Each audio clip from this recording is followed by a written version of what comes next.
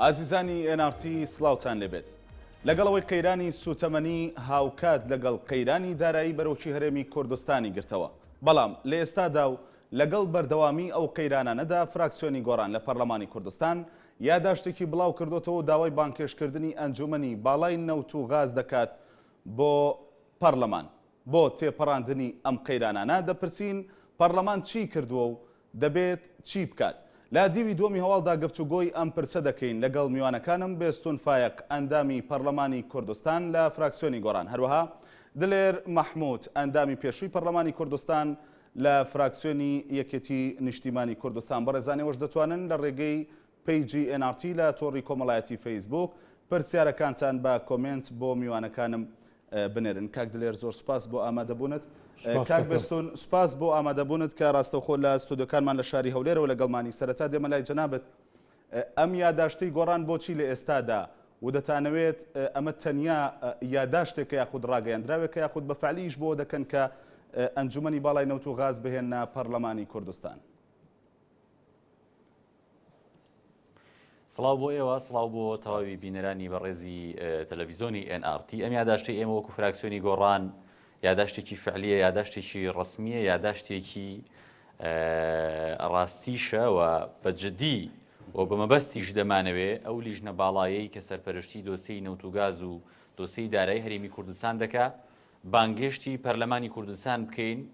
و جۆرێک لێکۆڵینەوەیان لەگەڵ بکەین و جۆرێک پرسیاریان ئاراستە بکەین و داوای ڕوونکردنەوەیان لێ بکەین لەسەر قەیرانی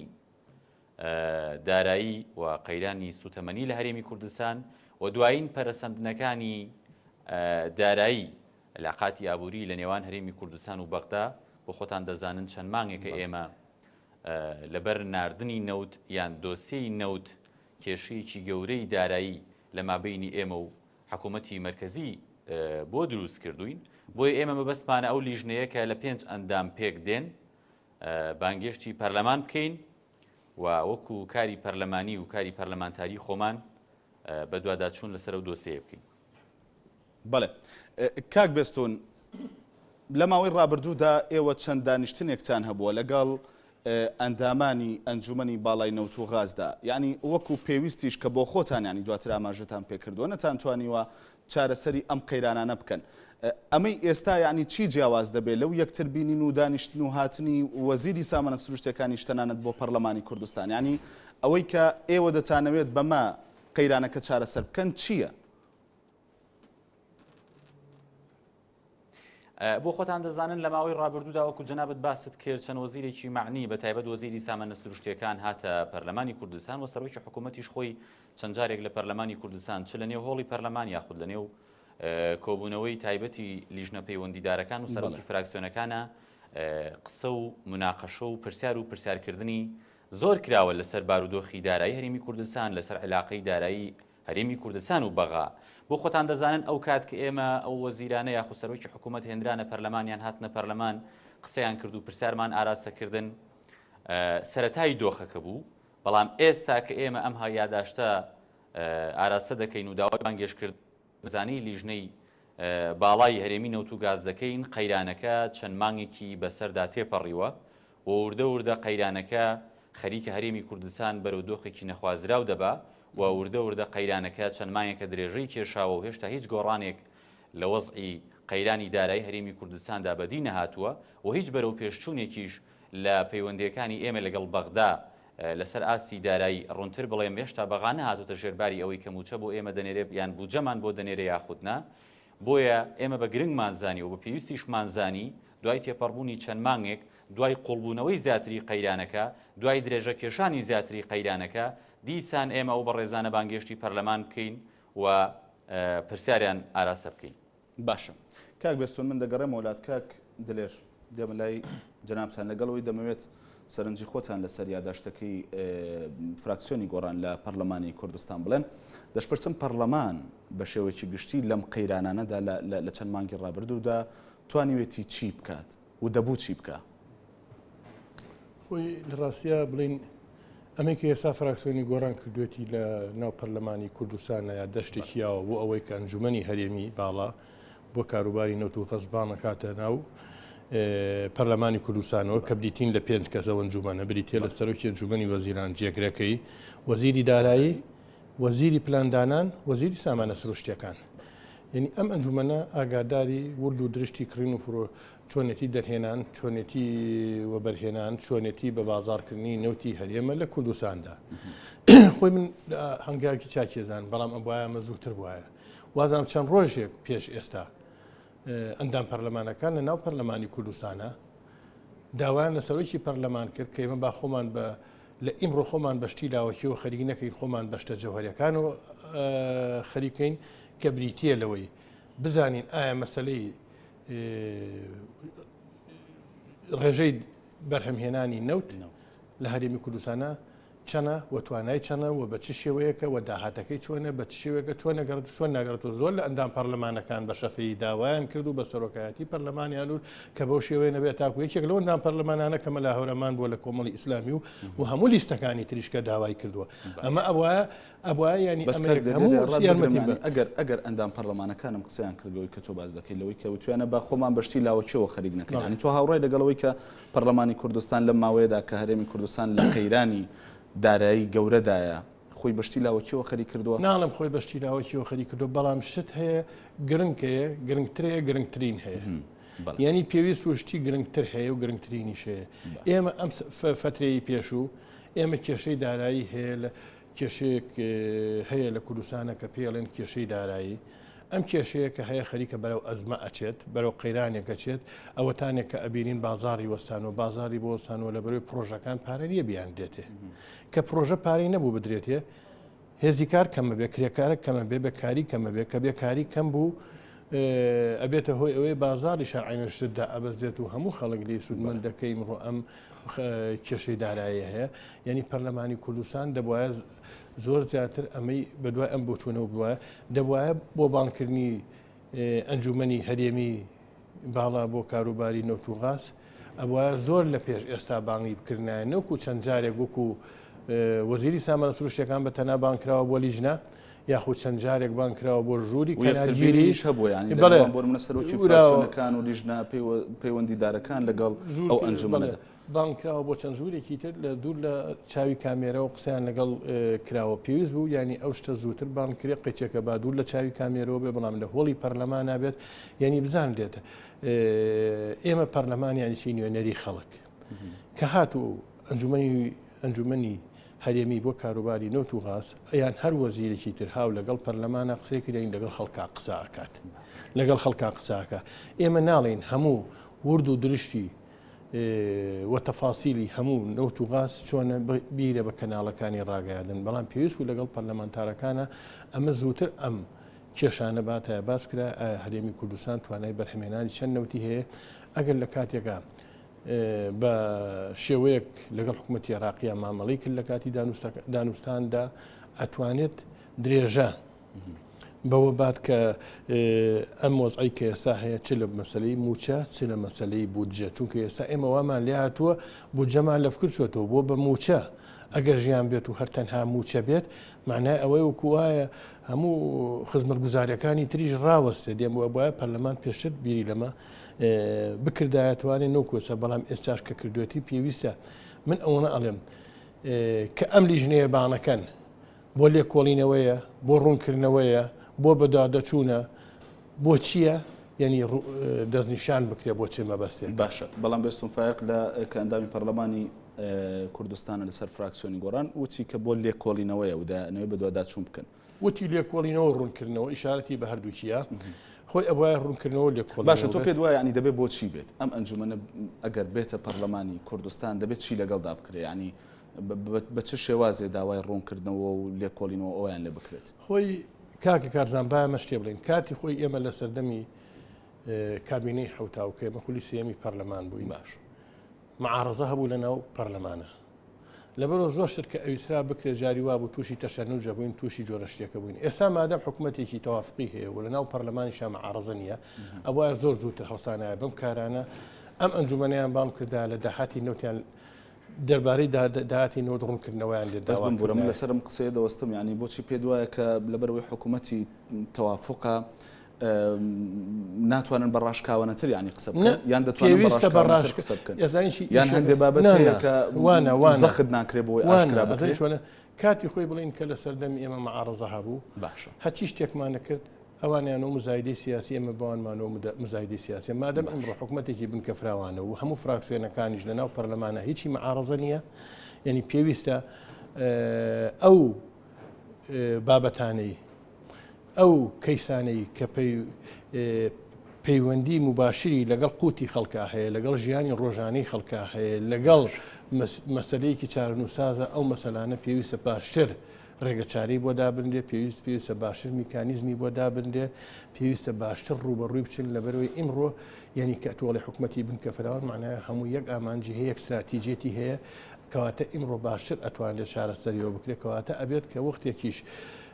ئەنجومەنی هەرێمی ئەوە زووتر باغنی ئەنجومەنی هەرێمی بۆ نەوتوغاز ئەوە زووتر باغنیان بکردنەوەکو ئێستا ئەوە زووتر بامکرا لەگەڵیانە قسەیان بکردایە کە بە چ شێوەیەکە و چونکە ئەگەر ئەوان بام کرا و لەگەڵیانم کرا ئەو ساکەش دەتواندا لەسەر مەسەری دانوستانیش قسە بکرێت کە بە چ شێوەیەکە بێ اینجا پێویستیشە پەرلەمانی کوردستان ناڵین ئێمە بۆین خۆی لا خۆی تەنها یادداشت نەبێ یادداشت بۆ ئەوە بێ ئێمە وکو مزایدەی سیاسی ئێمە مزایدەی سیاسی ئەوەی گۆڕان کردوێتی من با لە ئێساوە ئەزین چۆنە ئەو فاڵە نەگرینەوە بڵێ مزایدەی سیاسە من هیوادارم ئەمە بە مەسلەی داواکردنی بەش نەبێت ئەمە وەکو ئەوە بێت کە مەسلەی نەوت و غازداهاتی هەموو کۆمەڵانی خەڵکی کوردستان لە چی بوو کە داواکردن بەرهەمهێنانی بەرهەمی هەموو کۆمەڵانی خەڵکی کوردستانە پێویست هەموو کۆمەڵانی خەڵکی کوردستان سوودی لێ بینێت بە شێوەیەکی منتەزەم و ڕێک و پێک یعنی ئەمە تەنها وەکو مزایدەیەک نەبێت بان بکرێت کە ڕەتێک بان بکرێن و لە دوای ئەوە بە دوواداچوونی بۆ نەکرێت من ناڵم من ئێستاش ئەڵێم بە داخراو بێت کەناڵەکانی ڕاگەیاندن نەزانن بەڵام بزانێت داهاتی نەوت و غاز چەنە چۆن بە چ شێوەکە گەڕێتەوە بە شێوەیەکی نەبێت چونکە ئێمە بەس لەسەر قسەیت بۆی زۆر بەسەریات پەڕنەبی کەوتی هیوادارم داواکردنی بەش نەبێ من بەس چی بوو لەمە ینی کە گۆڕان داوای بەشی خۆی بکەم بەستەوە بوو یان لایەنێک من ئەوەنە ئەڵێم پێشتر زۆر بە ئێمەیانەوت ئێوە زۆر بە ئێمەیانەوە لە کابینی حوت و شەشە لە کاتی خولی سێمی پەرلەمانە بە ئێمەیانەوە ئێوە نەوت و قاس بە شێوەیەکی وە ئەفرۆشن هەمووی بۆ خۆتانە بۆ خەڵک نییە بۆ حیزبەکانتانە وانە ئێمڕۆژ ئێمە داوا ئەەکەین ئەوە بەو شێوەیە بێت کە ئەو نەوت و غازە بۆ ئێمە چۆن پێشتر بەکارێنرا بۆ خزمەت گوزاری ئەگەر بەکاری ژێرنێنرا بێ بە شێوەیەک لی بەکارێنراوە زۆری ئیمڕۆژ بۆ شێوە زۆرتری لێ بەکاربێنرێت چۆن زۆرترینی لێ بەکاربێنرێ بۆ خزمەت گوزاری خەڵک بۆ خۆشگوزەرانی ژیانی خەڵک بۆ ئەوەی کۆمەڵانی خەڵک لی سوودمەند من کۆمەڵانی خەڵکی کوردستان هەستکا کە خاوەنی نەوتە خەڵکی کوردستان هەستکا خاوەنی وڵاتێکی نەوتە بەڵکو بۆ ئەوە نەبێت تەنها بانکردنێک بێت و دوایی بڵێن وەڵالەی ئیتر کۆتایی بێت بەڵێ یعنی ئێمە نەتیجەکەی ئەتوانین بڕیار بین ئایا ئەمە مزایدەی سیاسیە یاخود بەڕاستی بە دوواداچوونە بۆ سپاس دەکەم دەگەڕێمە وڵات کاک بەستون دێمە لای جەنابتان کاک دلێر ئاماژەی بەوە کرد وە هیوای خواست وەکو هیوا خواستنێک دەڵێ هیوادار مەمە داواکردنی بەش نەبێت و مزایدەی سیاسی نەبێت و ئاماژەی بە خاڵێکی دیکە کرد ینی وتی کە دەبوو ئەگەرم ئەم بابەتی وردەکاری نەوت و ئەو مەسەلانی کە پەیوەندیان بە قوتی هاوڵاتیانەوە هەیە ئەگەر بۆ هاوڵاتیانیش ئاشکرا نەکرێت لانی کەم دەبێت بۆ پەرلەمانتاران ئاشکرا بکرێت و دەبێت پەرلەمانتاران بۆ خۆیان داوا بکەن بۆچی تاوەکو ئێستا پەرلەمانتاران و بە تایبەتتر فراکسیۆنی گۆڕان کە لە ماوەی ڕابردوودا هێزێکی ئۆپۆزیسیۆن بووە لە ناو پەرلەمانی کوردستاندا بۆچی بە دوای وردەکاری ئەم بابەتەدا نەچووە لەسەر مەسلەی باش ینی کاک دلێر بۆ خۆی ئەندامی پەرلەمان بووە من تێناگەم چۆن دەتوانرێت لە پەرلەمانە فراکسیۆنەکان دابنیشن و بەش بەشێنە بکەن یعنی ئەمە ڕەنگە لە ڕووی واقعی سیاسیەوە قسەیەک بێ جۆرێک دوور بێ لە واقعیەوە این تۆ لیژنەیەکی باڵای هەرێمی بۆ نەوت و گاز بانک دەکەی خۆ فراکسیۆنەکان لە پەرلەماندا نانشن بەش بەشێنە بکەن بەشی من چەنە و بەشی تۆ چەنە کاکە قەیرانێکی لە وڵاتدا ئێمە ئەو بەڵام ئاماژەی بەشتێک کرد کاک بێستون لە ماوەی ڕابردوودا ئێوە زۆر ئەم قسێتان ڕوبەڕۆی یەکێتی و پارتی کردوێتەوە بە تایبەت ئەو باسی یەکێتی کرد ینی دەڵێ کە ئێوە لە ماوەکانی ڕابردوودا کە ئۆپۆزیسیۆن بوون لە خولی پێشووتردا ئەم جۆرە قسانەتان بۆوان وتۆ و توتانەمە مزایدەی سیاسیە و توتانە کە داهاتەکان بۆ خۆتانەوە بە دوای پشکی خۆتانەوەن بەڵێ ئێمە وتومانە داهاتەکان دیارنی نایەنرێنە پەرلەمان لە دەرەوەی پەرلەمان لە دەرەوەی دەستگای ڕسمی لە دەرەوەی ئەو ئەنجومەنەی کە هەشە داهاتەکان دیارنین و نازانرێن لە کوێ نەمان و تۆ لە نێو پەرلەمانە بەش دەکرێن و فراکسیۆنەکانی پەرلەمان دێن داهاتینەوە بەش دەکەن و دەیگەڕێنەوە بۆ حیزبەکانیان بەرحاڵ من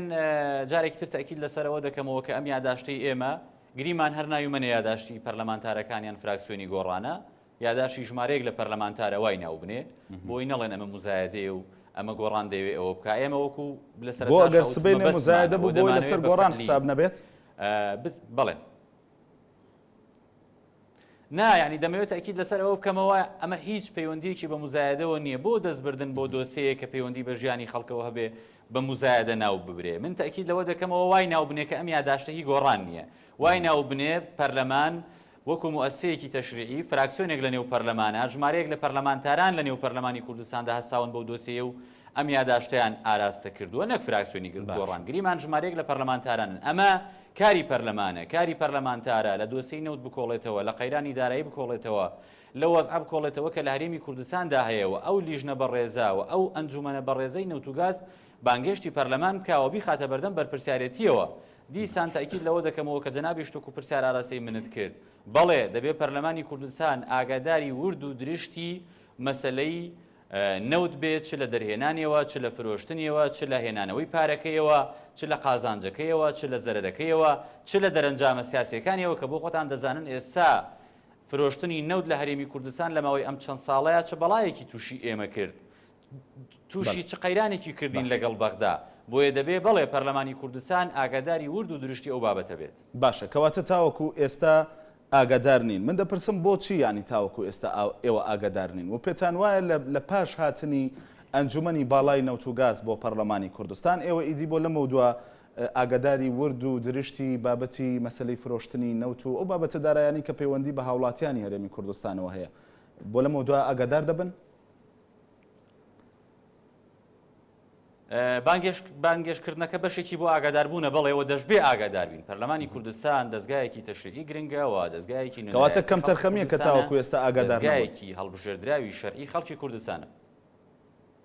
پەرلەمانی کوردستان تاکو ئێستا بەوردی ئاگادار نیە نەخێر کەم تەرخەمێکە بۆ خۆتان ئەگەڕێتەوە وەکو ئەندامانی پەرلەمان لەسەر جەم فراکسیۆنەکان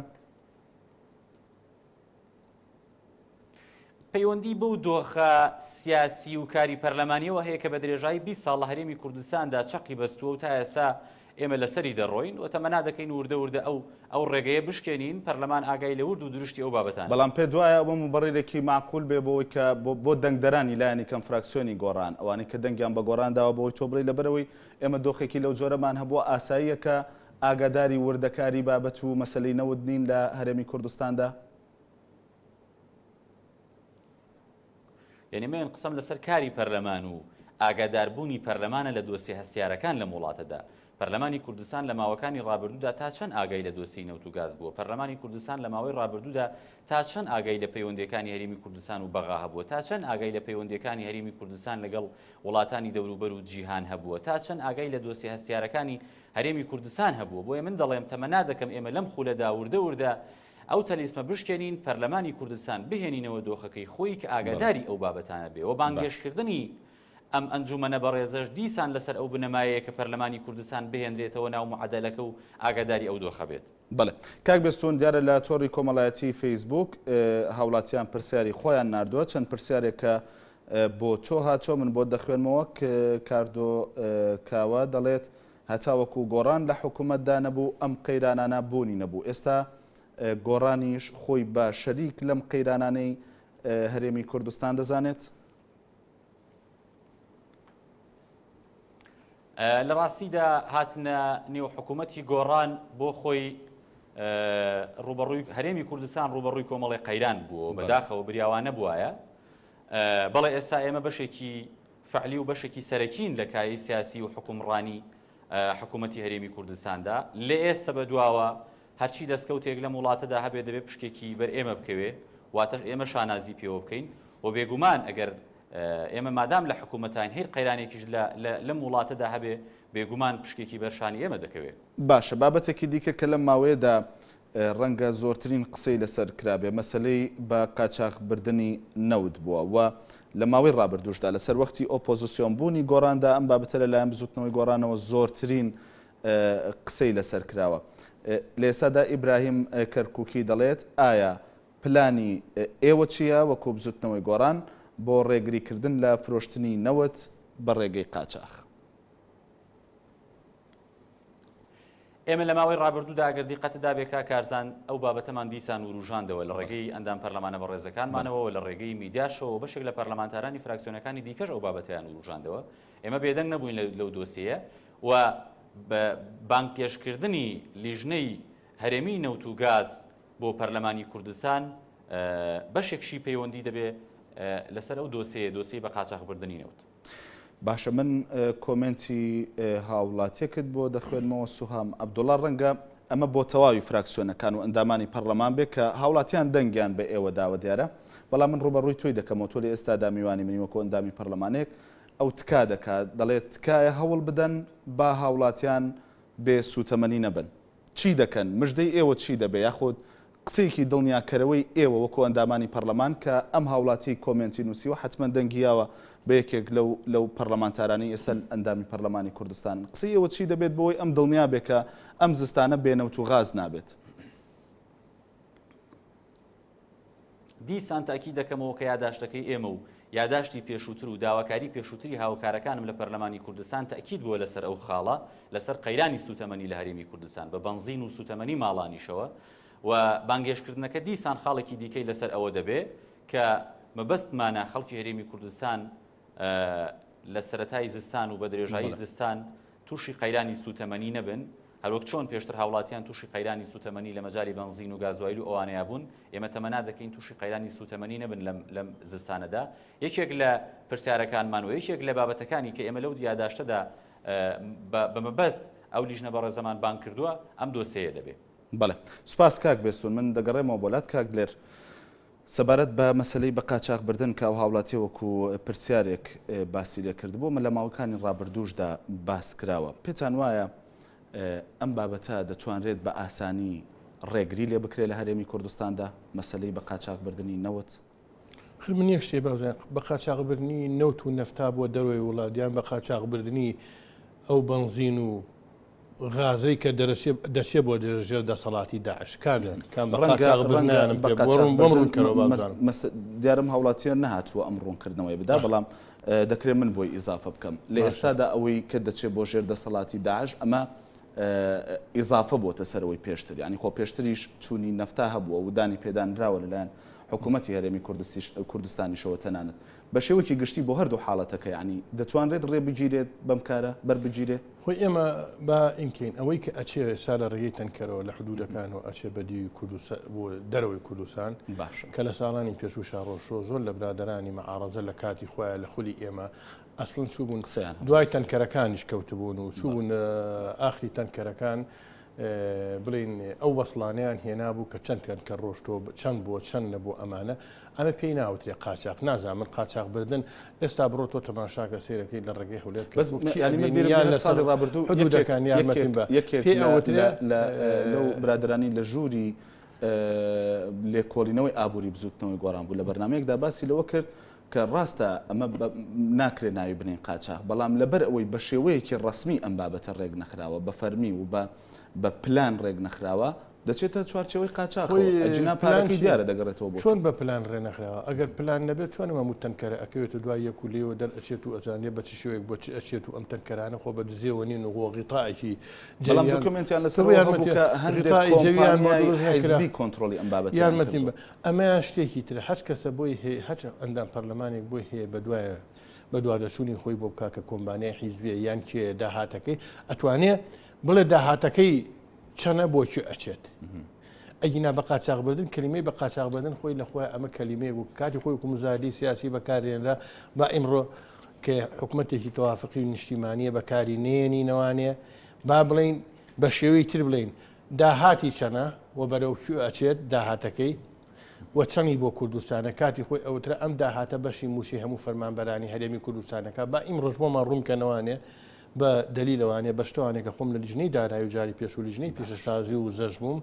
کە ئێمە ئەمان و بەو شێوەیە نییە ئەمە قاچاغنی ئەمە بەم شێوەیە نیە و داهاتەکەشی ئاوایی نییە داهاتەکەی بەشی هەموو موچەی هەرێمی کوردستان ئەکات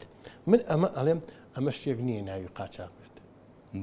ئەمە ئێمە پێویست وەکو هاوڵاتیانی کوردستان هەموو یەکێ وەکو ڕێکخراوەکانی کۆمەڵگەی مەدەنی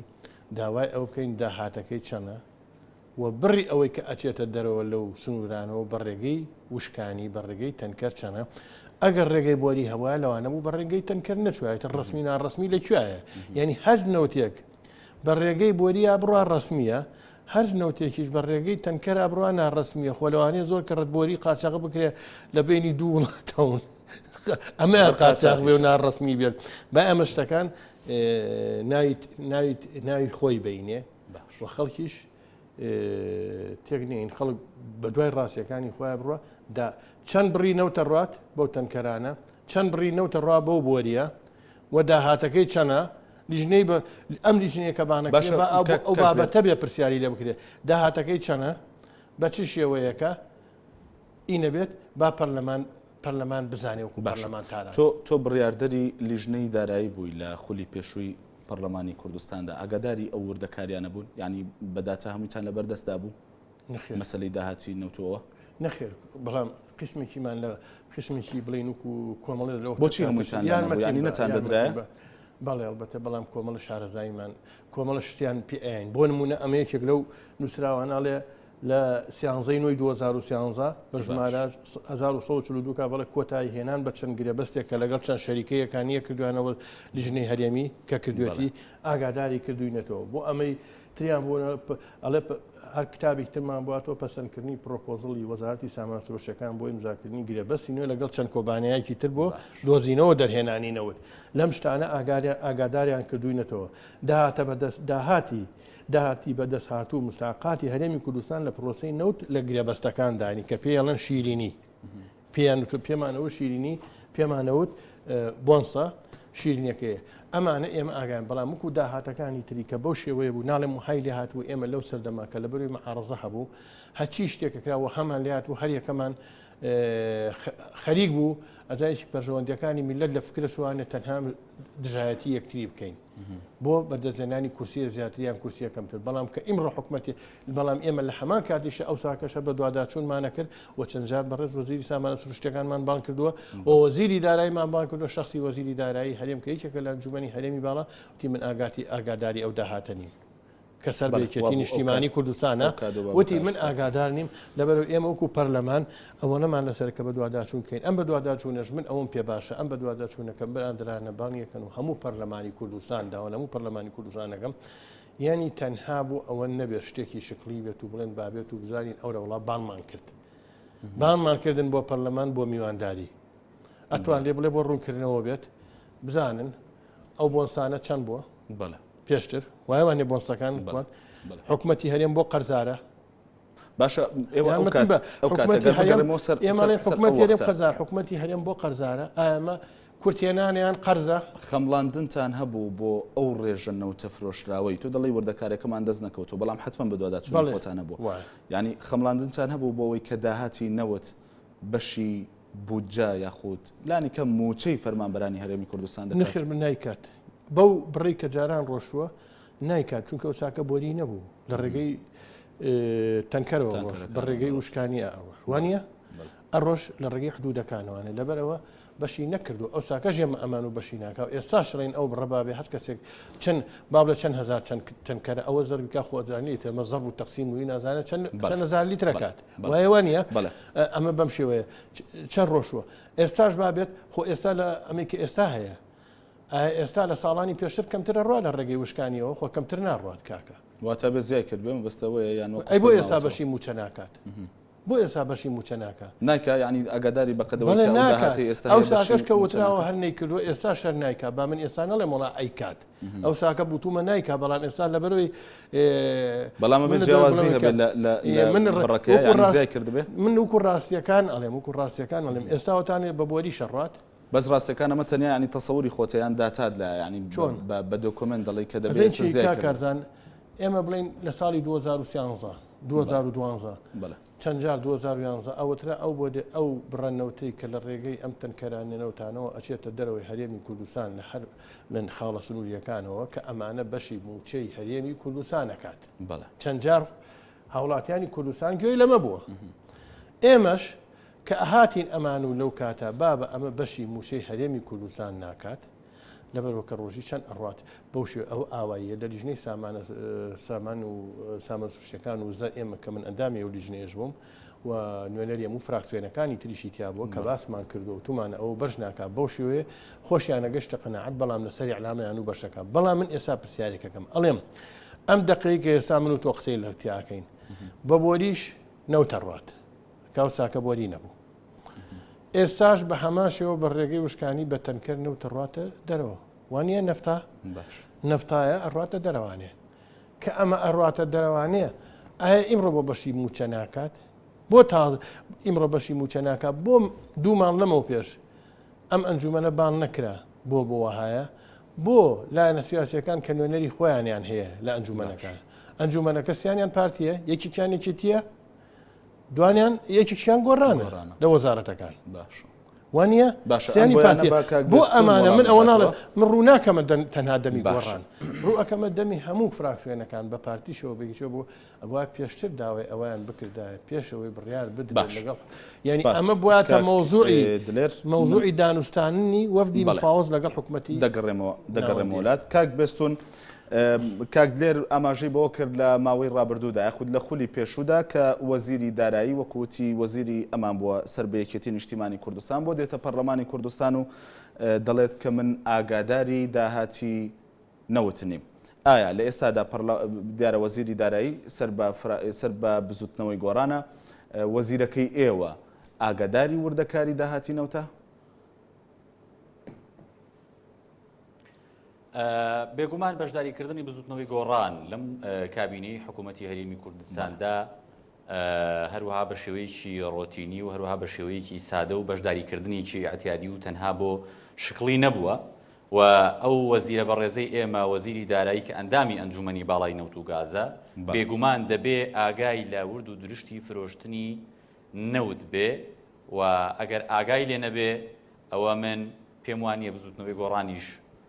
ئەو دۆخەی بەشداریکردنی لە حکوومەتدا پێ قبول بێ بۆیە من دیسان تاکی دەکەمەوە پێم وایە ئاگای لە مەسلەی فرۆشتنی نەوت و دۆسەی نەوت هەیە. باشە کاک بێسون لە ماوەی ڕابردوودا ینی دەگەڕێمەوە سەر بانکێشکردنی ئەنجومەنی باڵای نەوت و غاز لە سەرەتای دروستبوونی ئەو قەیرانەی کە ڕووی لە عێراق کرد و دواتر ڕووی لە هەرێمی کوردستانیش کرد وەکو بانزین بنمونە دەێنمەوە نرخی بانزین ینی ئەو کات نرخی 1 لیتر بانزین 500 دینار بوو دوای ئەوەی وەزیرتان بان کرد وەزیری سامانە سروشتیەکانتان هێنایە پەرلەمانی کوردستان نرخەکە بوو بە 750 دینار دوای ئەوەی کە لەگەڵ لیژنەی باڵای نەوت و غاز فراکسیۆنەکان دادەنیشن نرخەکە دەبێتە لەگەڵەوەی خەڵک دەویست ئەم نرخە کەم بێتەوانێت دا ببەزێ بەڵام نرخەکە بوو بە 900 دینار و جێگیر کرا کەواتە ئەندامانی پەرلەمانی کوردستان و فراکسیۆنەکان و لیژنە پەیوەندیدارەکان توانیان چی بکەن بۆ ئەوەی ئەم قەیرانە کەمتر لەسەر هاوڵاتیانی هەرێمی کوردستان بکەوێت ئێستا ئومێدێکەیە یاخود خەڵک دەتوانێت ئەو دڵنیایی دەست بکەوێت کە ئەم جارە ئەگەر لیژنەی ئەنجومەنی باڵای نەوت و گاز بێتە پەرلەمانی کوردستان ئەم بابەتە لە بەرژەوەندی هاوڵاتیان بشکێتەوە بێگومان دەبێت لە بەرژەوەندی هاوڵاتیان بشکێتەوە جاری پێشوو کە بەڕێز وەزیری سامانە سروشتیەکان هاتە پەرلەمانی کوردستان ئەو کات کە نرخی بنزین گۆڕانی بەسەر هات و زیاد کرا لە نێو خەڵک داوا بڵاو بووە کە پەرلەمان ئەو نرخەی زیاد کردو بۆ خۆتان و کاکدلێر و خەڵکی کوردستانی هەموو دەزانن دیاریکردنی نرخ زیادکردنیان کەمکردنی لە دەسەڵاتی پەرلەماندا نییە وەزارەتە معنیەکان ئەنجومەنی وەزیران دەسەڵاتی تەنفیزین ئەوان دەتوانن ئەو نرخە دیاری بکەن و بەرز و نزمی پێ بکەن پەرلەمان ناتوانێت سڵاحەتی ئەوەی نیەوە ئیشی پەرلەمانیش نییە بەڵام بەداخەوە لە ماوەکانی ڕابردوودا ژمارەیەک لە خوشک و برا پەرلەمانتارەکانمان بە جۆرێک لە جۆرەکان تەدەخولی ئەو بابەتیان کرد و قسەیان بۆ میدیاکان دەکرد کە دەتوانن نرخ کەم بکەنەوە دەتوانن نرخ زیاد بکەن ئەمەش بە شێوەیەک لە شێوەکان لەسەر پەرلەمان و ناوبانگی پەرلەمان واکەوتەوە وا لێکدرایەوە کە پەرلەمان دەستی هەبووە لەو زیادکردن و کەمکردنەدا ئەگەرنا بە هیچ شێوەیەک ئەوە دەسەڵاتی پەرلەمانی و پەرلەمان ناتوانێت تەدەخولی وەها بابەتێک کاکە پەیوەندی بە ڕێکخستنی نرخ و ئەوانەوە هەیە لە بانگێشکردنی ئەم جارەی ئەنجومەنی باڵای نەوت و گازدا بۆ پەرلەمانی کوردستان هێشتا نەهاتووە و تەمەنا دەکەین لە هەفتەکانی داهاتوو کە دێنە ئەوێ ئێمە خۆدوتەنی وەکو دۆخەکەی جارانی لێنەیە لەبری باشکردن خراپ نەبێ و ئێمەش بۆ بانگیان دەکەین باش بکرێەوە بۆ خراپکردن بانگیان ناکەین و مەبەستمانەکە لە قەیرانەکە بپرسینەوە هەرچی پێمان بکرێ قەیرانەکە باش بکەین خۆ قەرار بێ بۆ ئەو بێ قەیرانەکە بە ئاراسێکی تردا بڕوا باشترە نێن. باشە سەبارەت بە نەوت و غاز دەماوەی ڕابردوودا ڕەنگە وەکو پێویست ڕوونکردنەوە درابێت لەلایەن وەزارەتە پەیوەندیدارەکانەوە بەڵام لە ئێستادا قەیرانی غاز ڕووی لە هەرێمی کوردستان کردو و سەرجەم شارەکانی هەرێمی کوردستان کردووە بە دووادەچوونتان کردو بۆ ئەم بابەتە و وەڵامێکی منتەقیتان دەست کەوتووە لەلایەنە پەیوەندیدارەکان کە بۆچی لە ئێستادا قەیرانی غاز دروست بووە؟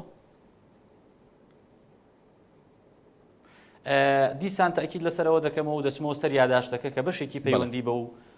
مەسلەی قەیرانی غازەوە هەیە لە هەرێمی کوردستاندا. بەڵێ زۆر سپاس بۆ بێستون فایق ئەندامی پەرلەمانی کوردستان کە ڕاستەوخۆ لە ئەستۆدیۆکانمان لە شاری هەولێرەوە لەگەڵمان بوو هەروەها سوپاس بۆ